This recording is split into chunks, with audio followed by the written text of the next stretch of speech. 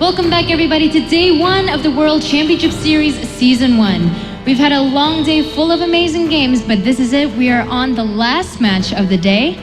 Our first player to introduce is Haas, quite a tricky player who loves his type of cheese. However, he'll be a little bit unpredictable as he's mostly been active in Taiwan. Looking forward to see his play. Please welcome the Yoi Flash Wolves player.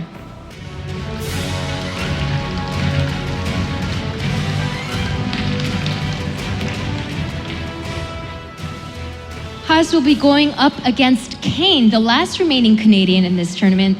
Kane has been known as one of the best North Americans who has yet to show his full potential on the global stage. We'll look to see if he can do that here today. Please welcome My Insanity's Kane.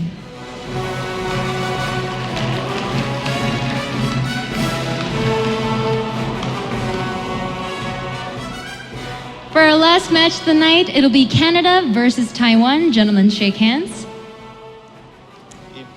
Experts, let's hear your thoughts on our last match of the day. Thank you very much, Smix. We've had a lot of awesome action today. 7 best of 3s have been completed with only 1 remaining, and it is Canada versus Taiwan. Let's learn a little bit more about Haas.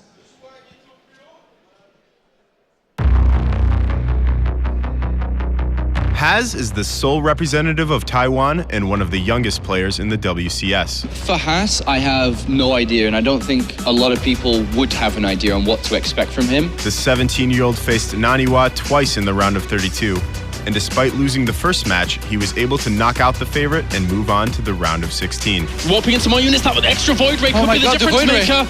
If he gets all the goals, he force fields them in! He gets them and locks them in! That Void Ray, GG! Now he has a tough task ahead of him, and he'll need to bring something special in order to advance. A trickster is Haas. He's infamous for his victories over Jaedong last year and famous for his victories over Naniwa this season. With a loss in the very first match of the round of 32 Premier League, he turned it around to win 2 games in a row to sneak through to make it here in the top 16. Will his story continue on? Roddy, talk to me about Haas. It's going to be very hard for him, I feel like. There's only so many times you can get away with builds like that.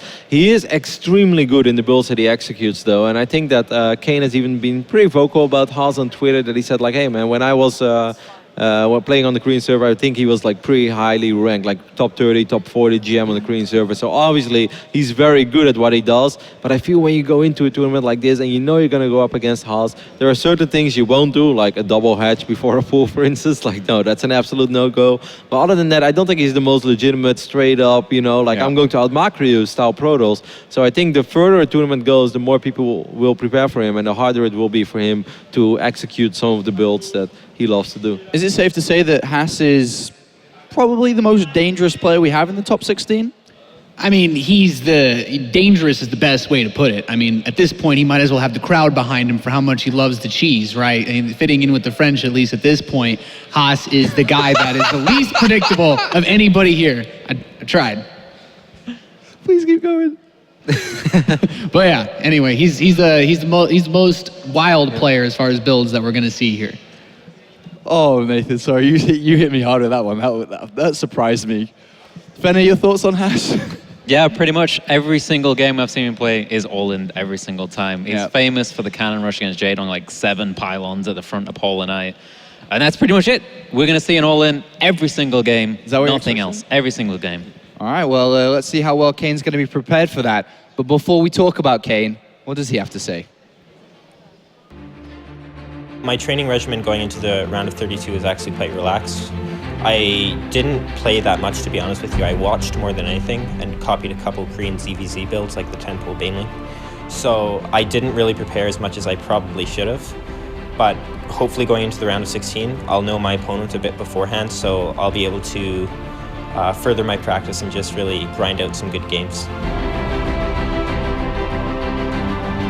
WCS is probably the biggest tournament of the year in terms of prize money allocated and in terms of exposure for the players.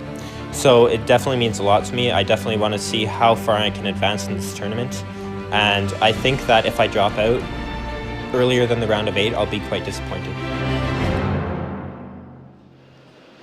Big words from Kane. If he doesn't make it to the top 8, it's a disappointment in a very tough group with Bunny, Welmu, and Haz. What do you think about that? That's crazy. That's really big words. Yeah, really big words from Kane. And, you know, he hasn't had, even though he's known as one of like the best players from the American region, he hasn't had the biggest results in a long time. And people do see him as like one of these top players.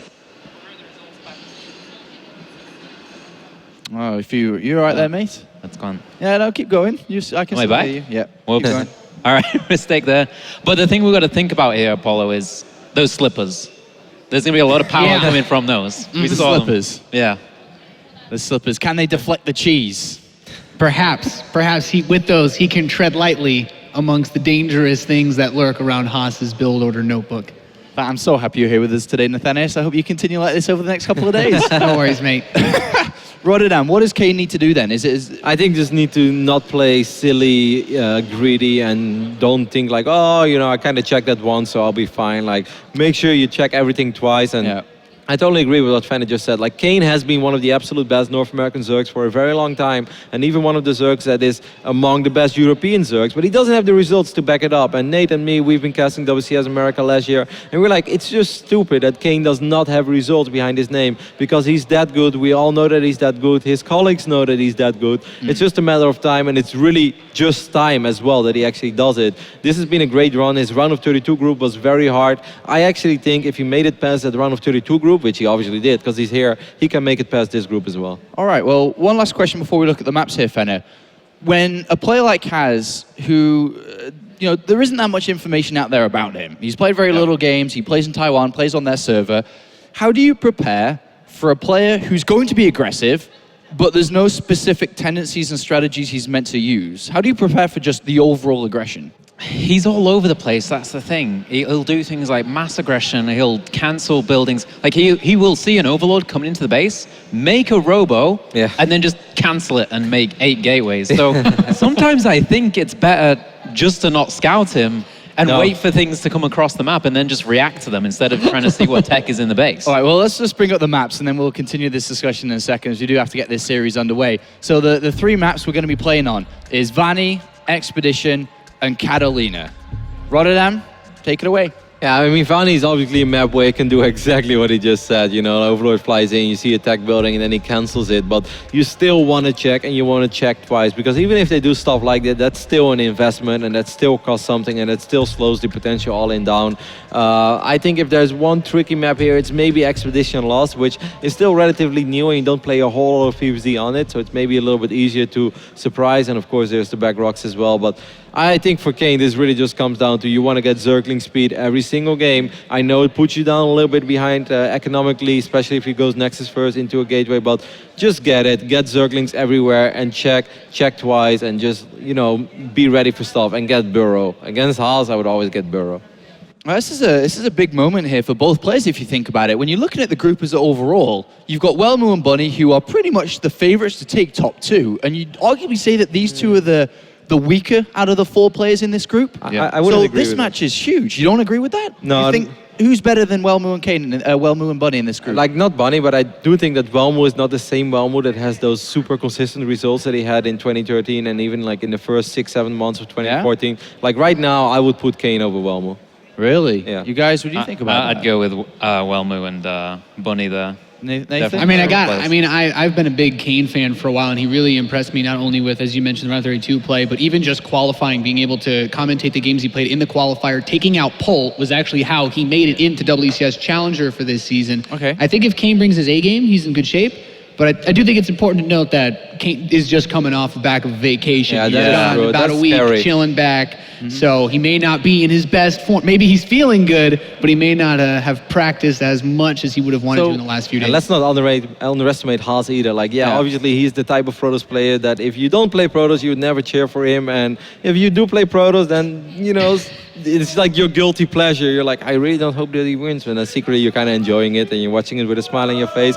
But he's still really damn good. Like, if you get top 30, top 40 on the Korean server in Grandmaster League, well, then you're damn legit. And, you know, in a weird way, he reminds me a little bit of Sad Arthur. I do think that his games are slightly more exciting than Arthur's games used to be. But Arthur was just like the kind of guy that, okay, I'm gonna go up against Arthur, I know what's coming, and then people still can defend it because he executes the builds so damn good. And that's probably what we're expecting to see from Haz then. Perfect execution's the way to victory. Yes, absolutely. Well, one last thing, because the players aren't quite ready yet. What is it? I mean, both of you guys on Kane's side here, more so than this side of the table, the British side against the American side over there. Rotti, I'm sorry, you've moved over to being an American. What is it about Kane that separates him from other Zerg players then? What is it that makes him so special? His macro, he's damn fast, man. And like, I feel like the longer the game goes, the better it is for Kane. I think if there's one weakness, then it is going to be those very strong 2-base timings that Kane, he have to scout and he can't overdrone. Like, just be safe, even save up a little bit of larva. If you're not 100% sure what's doing, don't just make drones or don't just make units. Just like wait sometimes. It's okay to wait. Like bank up a few minerals. As long as you have free supply and you have the right tech buildings, then I think he's going to be okay. But he is damn fast. He's really good. He has good understanding of the game overall as well. All right, well, thank you very much, boys. It's time for the final game of day one here at the World Championship Series Season 1 Premier League. Which way is this going to go? Is the Canadian going to be able to hold off against this relentless aggression of the Taiwanese Protoss? All right, Group D, the finale here in day number 1, as we do have Haas going up against Kane. And as they've already mentioned on the desk, Haas is that torrent of aggression, that crazy Protoss. He likes to hit you hard. How do you come up with this stuff? I like it. Torrent of aggression? Yeah, it's great. It's a great way to describe him, I guess. Yeah. And I guess a lot of different builds too. It's not just, always the same aggression. It's the way he mixes it up so well. Always comes up, with new builds from game to game. And adjust as well. We saw him adjust so well in the round of 32. When his Robo got scouted early on, he cancelled it, went for a lot of gateways, which is basically the opposite. Yeah. The opposite of the attack that you will usually do. And just kill his opponent right out. So it's going to be tricky and difficult for Kane to read into this guy. Well, then let's get into it. It's going to be game number 1 on Varney Research Station here between Haas and Kane to wrap up the day here of what has been a great day of games so far. And will Haas and Kane fare as we have spawning down to the south? It is our blue Protoss representing Yo Flash Wolves. It is Haas. And they have a new hoodie, apparently. And up to the north here as our red Zerg. Representing My Insanity, it is Kane. Kane, who by all means should be fully aware of Haz's style. He was there in Germany, when Haz was playing. He saw those games. He should know, kind of what to expect to some extent, as in, very, or at least fairly cheesy games, tricky plays by his opponent. If he was to scout something, there's always going to be, him wondering whether or not there's going to be, a transition, a cancel here and there. Bonne chance means good luck. He still said GLHF, so he said it twice. That's how mannered Kane is. Wow. Well, Haas is good luck. Anyway, so going to be throwing that gateway down at the front and making his little wall off to start things going. Kane is taking no risks. He is going for a spawning pool first over the other side and making sure he is well locked down. Yeah, these two, they actually played about a month ago in a show match on Overgrowth. And back then, he went for, the same thing he's going for now. Gateway, gas, standard, went for a Nexus.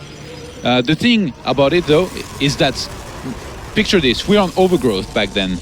He goes for a Nexus on the gold base. And then from there, he knew that there was probably going to be a lot of Zerglings headed his way. So he made a lot of gateways, enough to make sure he would be able to get the sentries and zealot that he needed to hold.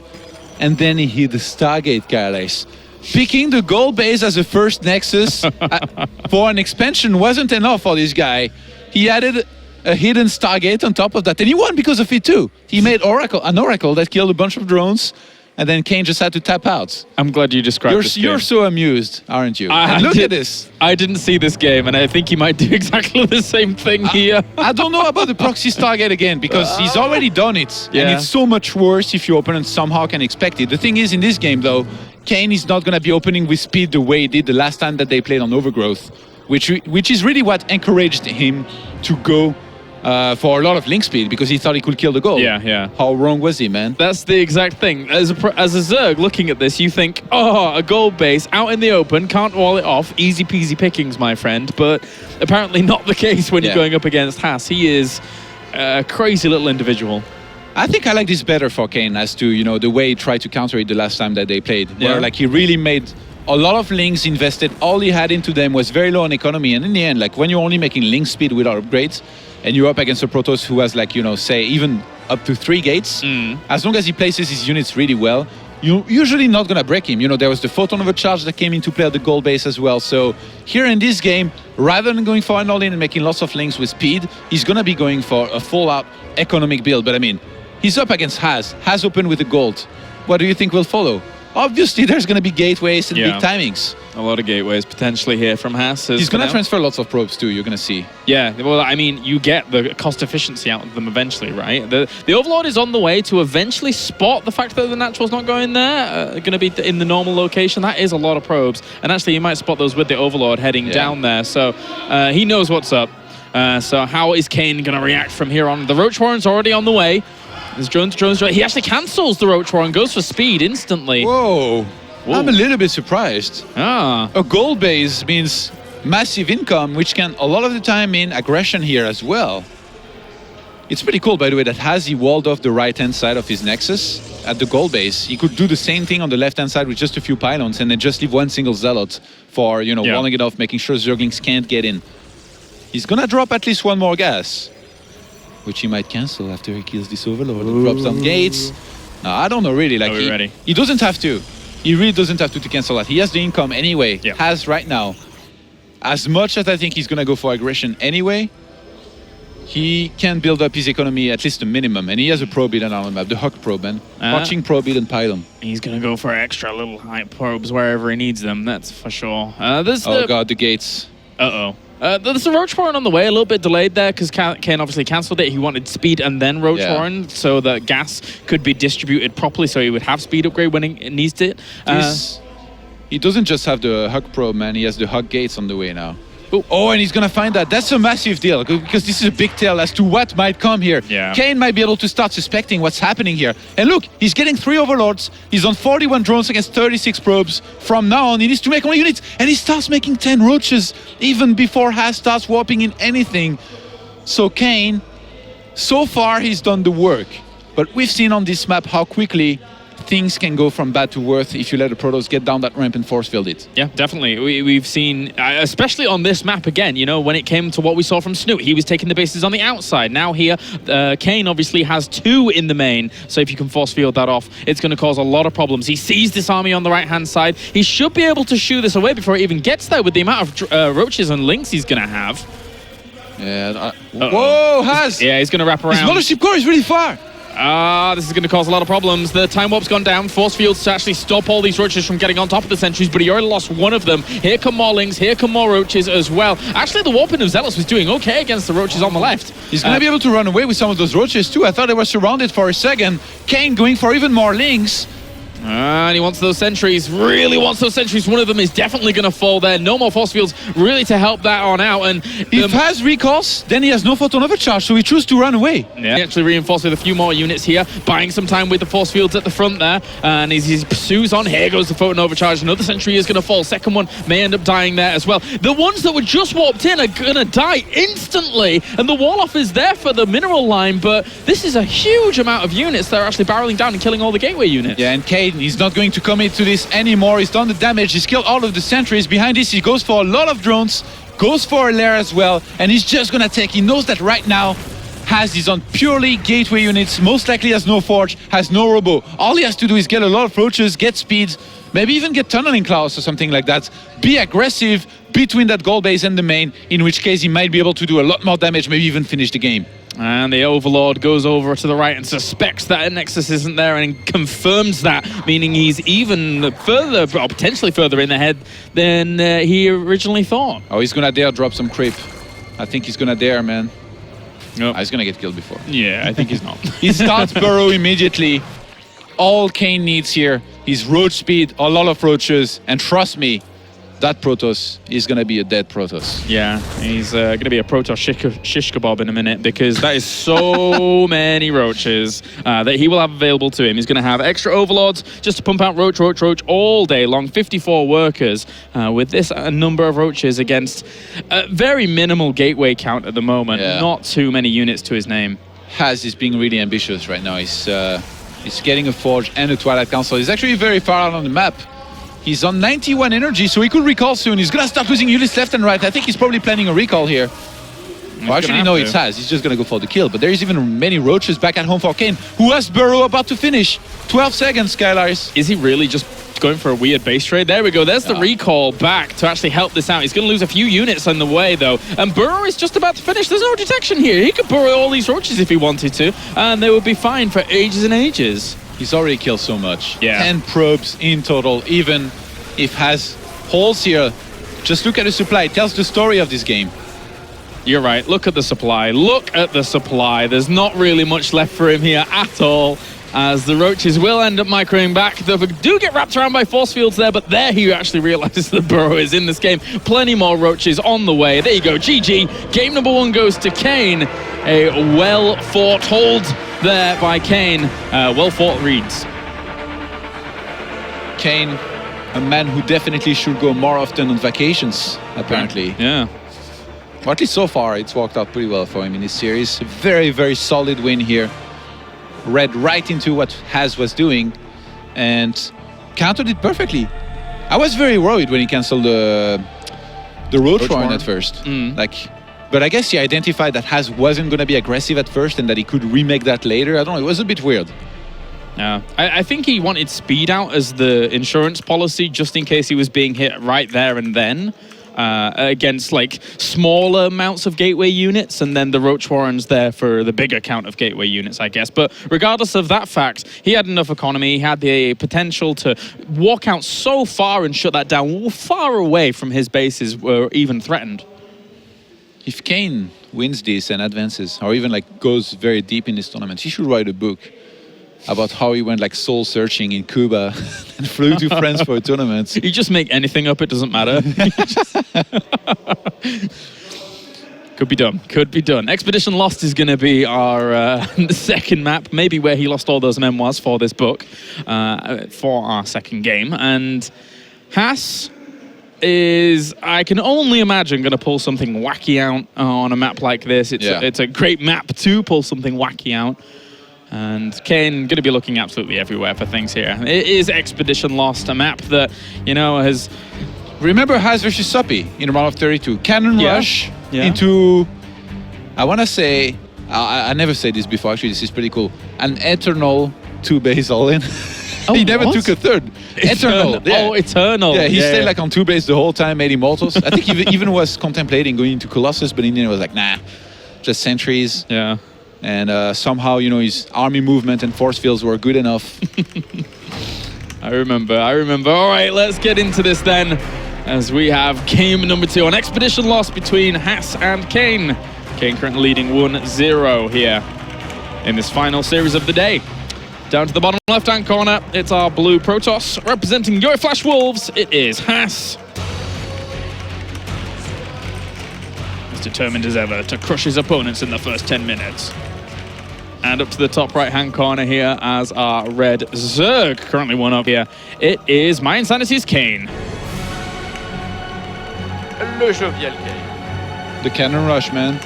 I can just feel it. Yeah. If you look at that pylon placements, it's very likely he will go for something similar. It was the same positions back against Soppy, and he actually placed down the cannons, you know, below. Just a little bit. I mean, Funka knew, right?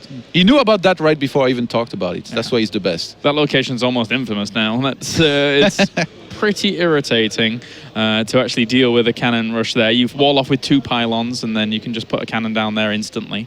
But if you lock the probe in, obviously you're going to have to bring down another probe to really do something with it.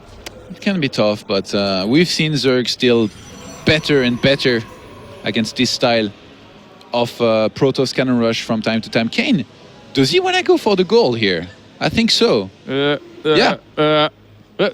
back. Hello. Don't show yourself. Aww. No, they were always going to see it. He's even going to block that, which means that Kane should go for hatch first on the natural, which is going to trigger the cannon rush. But then Kane can take the gold if the pylon is cancelled on it. I have foreseen, Kailaris. You have foreseen. Here Is he going to cancel? Throne. Yes. Oh, he did. Cancel the hatch on the natural, take the gold. Yeah. But then he cannons the gold. I guess I'm not sure where it goes from there. That's all I got. Yeah. You didn't think on further. Well, he's going to throw down a cannon behind this wall. He's already throwing down a gateway, by the way. Like, he knows he's just going to cannon the natural here, I think, right now. Oh, if he threw down the gateway and got a Zealot out really quick to go to the gold, that could be kind of cool. Not really sure how much it would get done. Usually it wouldn't take it down. And Kane is already, even when the cannon starts, he cancels the natural. He should have kept that a little bit longer to force at least one more cannon, but I guess cancelling it now means he's going to get the refunds, or like most of it, for that hatchery and plant another one down elsewhere. He could just go, like, get a few double zerglings. gold. It's going to be double gold. Oh my god. Double gold. Oh, Kane. All right, well, I'm up for this. This is fine by me. The cannons at the front. One of them's trying to protect the one a little bit further away, but there is a second cannon on the way as well. Is it going to be double gold? He has 300 minerals. Where's the double gold, my friend? He should just go back in the main now. Obviously, he's not going to stop these cannons from going up. Gets the probe, though. Transfer them to the gold. Run away. Get to the gold base. All right. Get to the chopper. Get to the chopper. He's gonna escape with a few drones at least. And yeah, behind this, you're right. Haz is going for a Zealot, but I mean, that hatch will finish before it even gets there. A Queen should be started there ASAP, as well as some links, even potentially, you know, a Spine. I think, look, Kane, he made a bunch of links in the main. I think he should start walking down on those rocks. Oh my god, for a second, they were heading straight for their death, man. Yeah, he's gonna start working on those. That's actually gonna take about 45 minutes to take down those rocks if he only walks on them with 2 links. So that will take a while.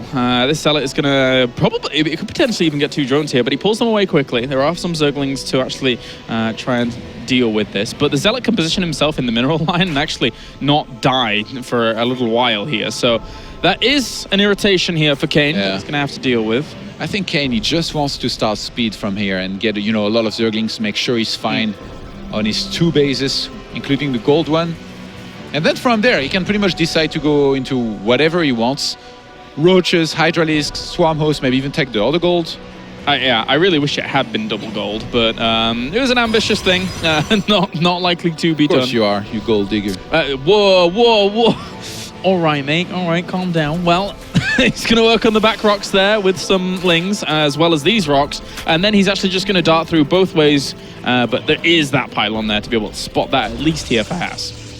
I guess Kane going for Roach Warren like this, there is a chance he's just going to get a whole bunch of roaches, not only to, you know, kill these cannons and get rid of them, but also to make sure that behind this, he's safe against any kind of 2-base play. He knows that Haz right now, since he opened with Forge, he's very likely to go into +1 very early on in the game. And when you go into +1, a lot of the time when you're a Protoss player, you can't help it but make some gateways and go for some aggression. And I mean, in Haz's case, even more. So can easily push this Zealot back now, thanks to the Queen being there. And actually, these roaches don't get spotted as they pop, which is a bit of an issue there. They popped just as that Zealot died. Oh, but the cannon is starting. Haz is suspecting this. The way that the rocks are being taken down right now is a massive tell. But those roaches, they're going to take those rocks very quickly, or this ice rather, and then they're going to start moving up that ramp. He doesn't have any units, does he? He has 1 sentry for force field, but he's not getting another one. 1 force field is not enough for this ramp, right? I'm back. I think it is enough for that ramp. Yeah. But, I mean, he only has 1 sentry. But if he gets 2 cannons plus the wall off, I guess it's going to be enough. So for a moment here, I thought this was going to be scarier than it actually is. Nope, there's the force field. Not quite it's exactly enough. placed, but it is enough regardless. But it is, I mean, so much minerals were used here to defend this. And in the end, only 1 roach and some links were lost, and now he's going to head towards the natural here, Kane. To the front, try and get a cannon there. There is another sentry actually there, but he can start working on these cannons. He is in range of them, and they've only killed off 1 roach so far, which then, well, being sealed in like that, both of them are going to end up going down. He doesn't really have much firepower left available at this location. His, the mothership core was idle. Around this ice on the left-hand side. The pylon's going to get taken down, which is going to unpower these cannons here. It will empower Warp Gate if he actually kills it. That could be really, really bad. It's powering everything, and he kills it off. If he keeps killing pylons here, there's nothing he can do. He has to wait for these cannons to get in. Photon Overcharge is almost there. I think Haz will be fine, but this has slowed him down so much. The thing is, Kane has committed so much to this. He's only on 26 drones against 37 probes. This hasn't done the damage he wanted, I think. Yeah, gets this forge. And he's committing. He's actually just going to go. These roaches are going to die off very, very fast. Photon overcharged mothership core as well as 2 cannons. He's going to bring down that cannon at the front. But you can't kill a Nexus with all of this. The Queen's coming along for the fun. The thing is, oh, I mean, what the hell? Even that Queen getting here. I think he's just going to wait for Photon overcharge to expire, get back in there with more and more units. So at least he should have. Keep going. I mean, there's only 1 gateway's worth of units coming out. That Immortal will end up popping pretty soon, but these Lings, that's a lot of Lings. Warp Gate finished, but he's not morphing it. Yeah, he really needs Warp Gate. Get more units here as quickly as possible whilst all of this is going on. Plenty of kills on this cannon. The Queen will end up falling. Did not get the Mothership Core, but there you go. GG. Haas takes game number 2 as Kane realizes that aggression was not going to be continuing on. He was about to kill him. It's like, this just wasn't working. No.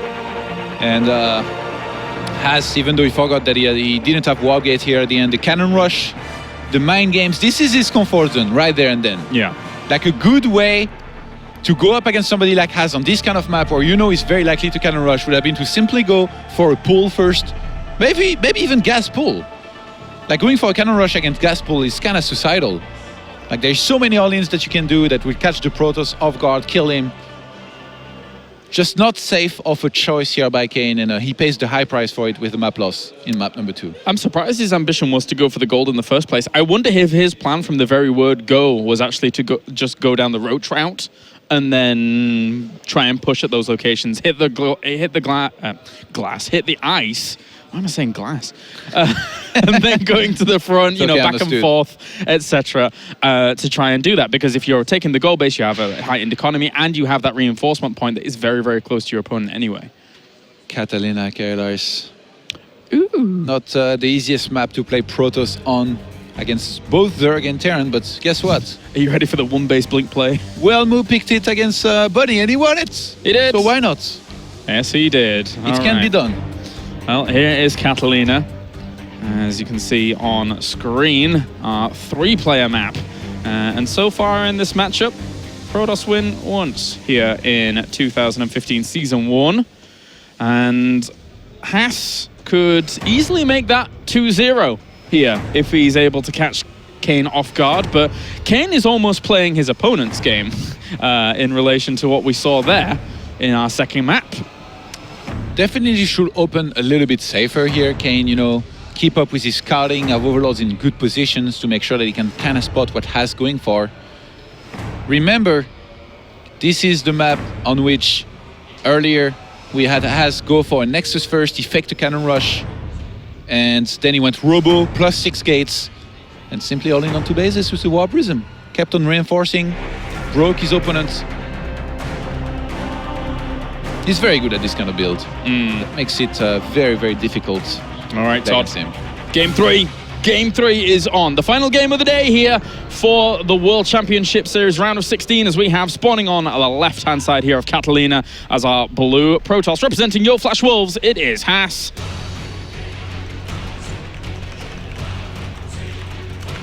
And up to the top right, it's our red Zerg. Representing my Insanity, it is Kane. Who, fortunately for him, is going to be sending his Overlord in the right direction. Haas's Pylon makes me curious. I always wonder if it's, you know, a 1 gateway into expand with a gas or not, or Nexus first into gateway. This is almost never going to be for a Forge. Do you think he goes Nexus first and just goes the wild opposite of what has been hitting? Could be. Like, it's... When you're such a wild player, it's very rare any Zerg is going to try to rush you, you know, with Zerglings early on. And no, this is just going to be a, you know, a standard gateway. So Haas, even though we don't really see people use that too much anymore, you know, gateway, gas, core, Nexus, he seems to, you know, quite like this build still. This is a build which earlier in the StarCraft history was used a lot, was kind of the standard, you know, back when San was considered the best Protoss versus Zerg for quite a long time, actually. And keep in mind, San is the teammate of Haas. They've played in the same team house for quite some time. And Kane, from here on out, had that spawning pool nice and early in relation to this hatchery going down. Of course, doesn't want to be going too crazy.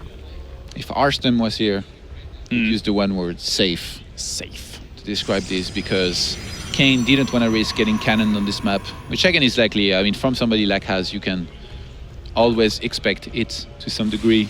You're going to want to be careful. He sees the gateway in production, or producing already here, and from there on he knows exactly what the opener is. Did the Zealot actually finish? What was he producing there? Well, I think he cancelled. yeah. On this map, you know, what's really going to be difficult, since there's so much space for building whatever tech you want to go into as Protoss, is going to be the scouting for Kane. He's going to need to have 2 perfectly placed overlords around the, you know, the main and natural of Haz, and get fortunate with the scout. And then even if he gets a scout, if he gets it a little bit too early, kind of like Soppy did last time, there's still a chance that Haz can cancel and go into something else, which makes it so difficult against somebody like this to play. Nice for these Zerglings to find this probe as well, making sure that it's not going to be hidden around the right-hand side of this map and being used later on. But also he's got to be very wary of if a probe moves out later, which the Overlord will try and keep an eye on the ramp potentially above where it is at the natural. Yeah. See what's going on. You know, Kane, I feel like he's really good actually in Zerg versus Protoss. If you give him a little too much air, like if you're not aggressive at all, usually like he goes into Mutas at some point, and then from there he's just so insanely good with Mutas. I've lost so many games against him. So has his style essentially, it just does well in general against Kane's style if you can surprise him every single time. You know, those attacks that are going to do damage, and then from there, well, Has always knows how to exploit his lead. But if he was to fail with the early on attack and fell behind, then Kane, I think he's just going to demolish him every single time. Well, pylon in the middle of the map pretty much, as that probe was able to escape from the clutches of the Zerglings, thanks to the Mothership Core, the loving watching over of that Mothership Core, and Stargate in the most odd of places, which I don't think is going to be scouted for a very, very long time. I'm thinking Oracles and Zealots for aggression here, for Haz. This is actually something that we saw Yonghua use back when he played against Kane about a month ago. When Kane, he went for a hatch first on the golds, and Yonghua went for an all-in with Oracles and whopped in a lot of Stalkers. And I mean, Oracles, they take down Zerglings very quickly, and then Stalkers, well, they kill everything else. And look at that probe in the middle. It almost sold a story here to Kane that something was going on with maybe a movement out. This Zergling probably won't spot the Stargate unless it loops around because of the way it's moving towards that third base. And Kane should know something's up. He scouted nothing in the main. The Overlord around the natural is actually headed towards the third here. He should definitely have checked the saturation in natural, which is a massive tell of the fact that Haz is not going for a full economic game here. What a tricky place for that Stargate to be in. It's very rare you ever see anything there, and it's just been looped around completely by that Zergling that still will not spot it. So these Zealots going over to the third base now and putting on this pressure. This is still... Oh, he's making 3 Spore Crawlers. Yeah. I think Kane already playing against a tricky Haz who went for a Stargate the last time that they played in an online match. He knows that there's the possibility, the very big possibility that this could be, either DTs or a Stargate. So going for these safety spores here, it's really going to help him in defending. Look at this. Twilight Council and Forge. Oh, wow. He's going to go into Blink and upgrades behind this. He's going to play longer. Impressive. Well, the 2 Oracles are now going to move out into the middle of the map. Yeah. They will be spotted pretty quickly by that Overlord that is in their path. But that's 2 Oracles. They can still do some damage, even though there is that 1 Spore Crawler there. I really don't see this being anything else than Blink, but with Haz, you never know. Like seeing something like Charge wouldn't even surprise me. 5 kills. So far, that Oracle does escape as well. Looking to dart in later on. Maybe do a bit more. That's half the kills Trap would have gotten with 1 Oracle. Yeah, the Wing Commander was in my mind as well. Every time, on this map too. Yeah, especially this map. Blink and +1 is on the way now, and Haz is going to start dropping down the additional gateways here. Yeah, this is most likely going to be a 2-base Blink behind this. I mean, why not? Oh, he lost one of the Oracles. That's a bit of a shame. But he got himself 3 more kills, so it's 45 workers to 45 workers. Yeah, so far, so good here for Kane. He's held this, he has taken minimal losses. The thing is, he needs to realize what's coming behind this. And he has a well-placed Overlord and a Ling on each of the potential third base that are around Haz's space. Ideally, he would like to make an Overseer now. Yeah, he's going to do just that. As I said, he started morphing it. He's going to fly it in there, see the additional gateways, know that it's a Blink all-in, there is no Robo Kylars. Yeah. He's already started Burrow.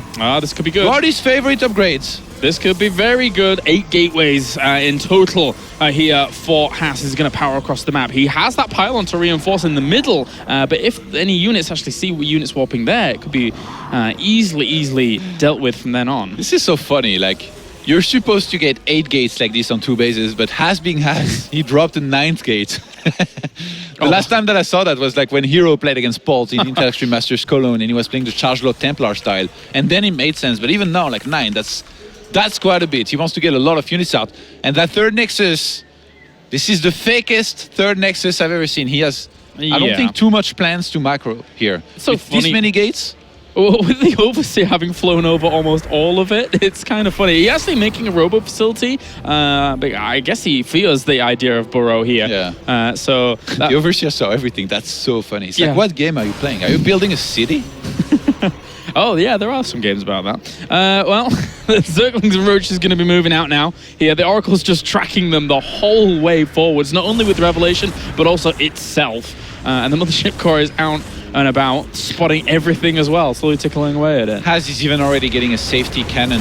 Oh, okay. Around the natural. Where are his units? Is he going to macro? What is he doing? I think he might, you know. He's tying probes again.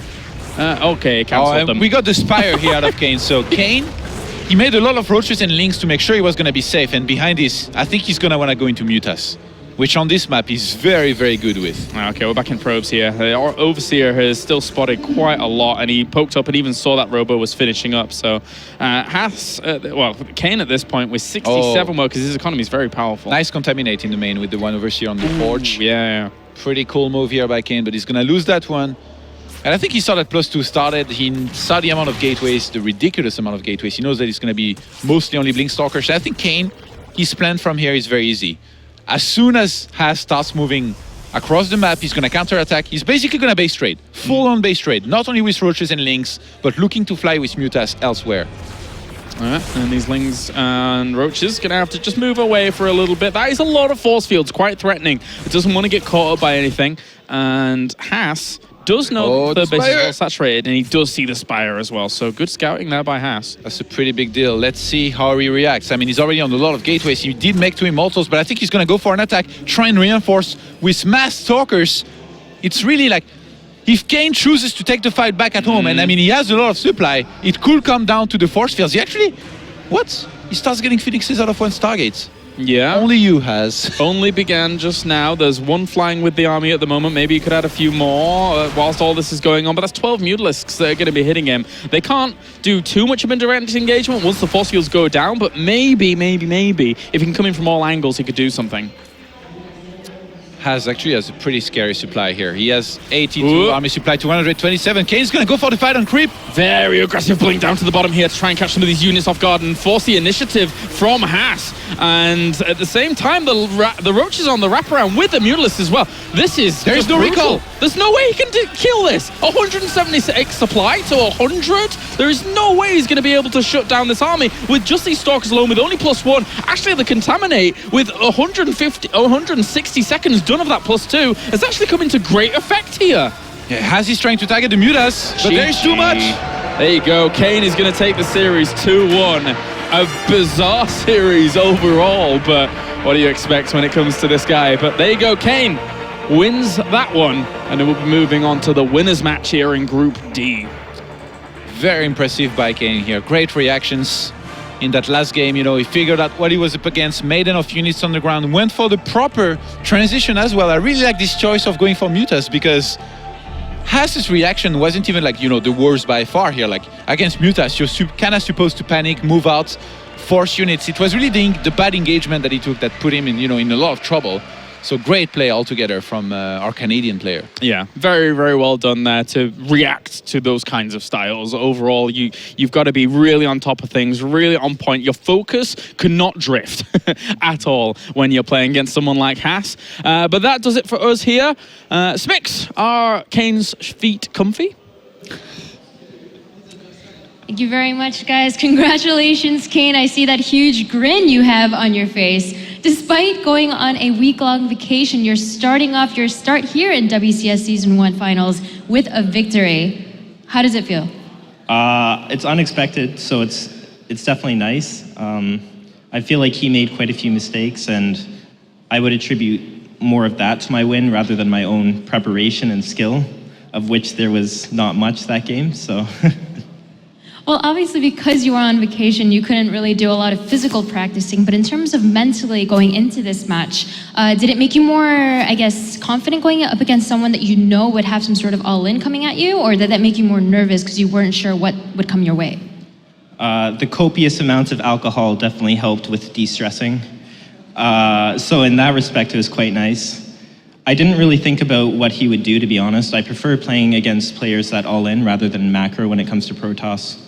So I was definitely pleased that he did choose to use all-ins. Yeah, I mean, vacation was great, and it helped me de-stress, so.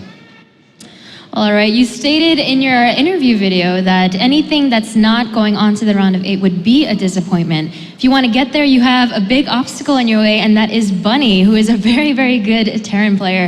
How do you feel about going up against him? Are you confident? What's your mental state like? Yeah, so versus Bunny, I mean, ZvT is a lot more mechanical than anything. And so since I haven't been practicing, my mechanics are quite poor right now. So I definitely don't expect to win versus him. In a way, I hope that he beats me because it shows that StarCraft is more based on skill. So yeah, I kind of hope that he wins, and I feel confident versus Wellmu and versus Haas, so we'll see. All right, and you're speaking of skill, and actually you've been kind of renowned as a player who's very, very good when people play him in practice, but I know that nerves have tended to get in the way of you showing that same potential in actual tournaments. So in terms of at this tournament, in terms of nerves and things like that, is that something that's on your mind, or because of the vacation, are you just kind of thinking, I'm just gonna try and do my best? Yeah, well, the nice thing about going on vacation is that there's no pressure on me right now. I'm not expected to win. I read a few previews for this group, and nobody really expected me to make it through. So there's no pressure on me. I don't plan to let nerves get in my way at all. Even in there today, I was feeling very relaxed, so I just plan to continue with that. All right, well, thank you very much, Kane, and best of luck in your match against Bunny tomorrow. Guys, that is it for all the action here on the main stage for one of WCS. Let's head back over to the desk with the boys to have an overview of all the action that's taken thus far. Thank you very much, Smix, and congratulations to Kane. Moves forward to the winners match. But before we look at the bracket to conclude Group D, let's talk a little bit about that series that just happened. Played out as you expected, Fenner? Not as expected, but it's just a pretty simple series. Haz was going to go for all-ins, Kane scouted the all-ins, he reacted to them, and he killed them. As simple as that. As simple as that. Done and dusted, as our friend Kalaris would say, wouldn't he, Roddy?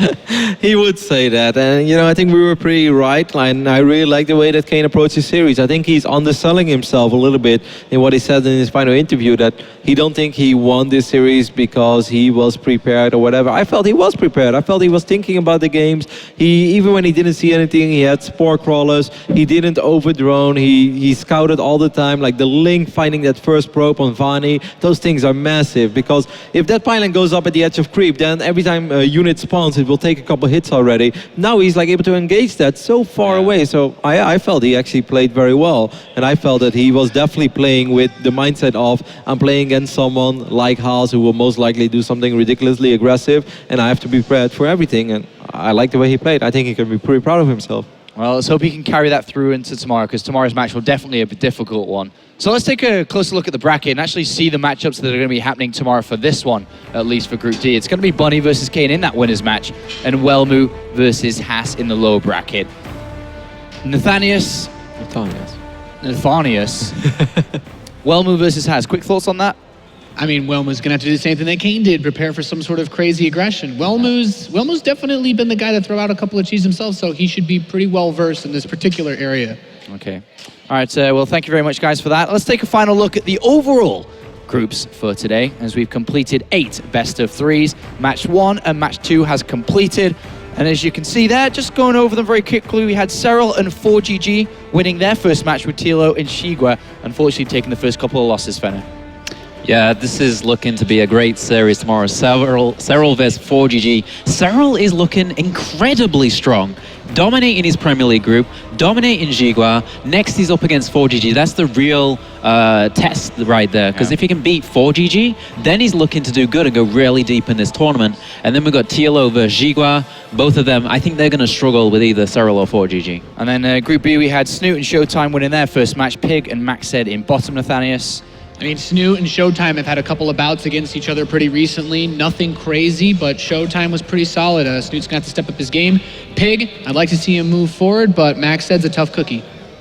And then, so finally, Group C then, Rotterdam on the corner. We had Pult and Hydra going through, or at least winning the first match there. And then Mana and Firecake at the bottom. Thoughts on that group? Not too much of a surprise, but I really enjoyed parts of Firecake versus Bolt. And if you guys have just tuned in or you're wondering, like, hey, what's the best game of the day? Mana versus Hydra on Vani Research Station. Like, that game was just awesome. Everything about that game was awesome. It wasn't a flawless game, but it was just so damn fun to watch. So I think this is a really good group, and I definitely still think it's a sort of open group as well, because one of the two, of Bolt or Hydra, has to lose. So one of them will play a series with a tournament live on the line, and Firecake and Mana are dangerous players, so it should be fun tomorrow. And then finishing up for Group D, we had, as you just saw, Bunny and Kane being top two, with Haas and Welmer there at the bottom. And that's it for day number 1. We've got 2 more awesome StarCraft days coming your way. As day 2, we finish off these group stages. We'll play 3 games from each, and it'll be the lower bracket game, the winner bracket game, and the decider from each. And then by Sunday, we'll be left with just 8 players where they'll go into the single elimination bracket. That's been us here at the World Championship Series for Season 1 in the Premier League. We'll see you tomorrow.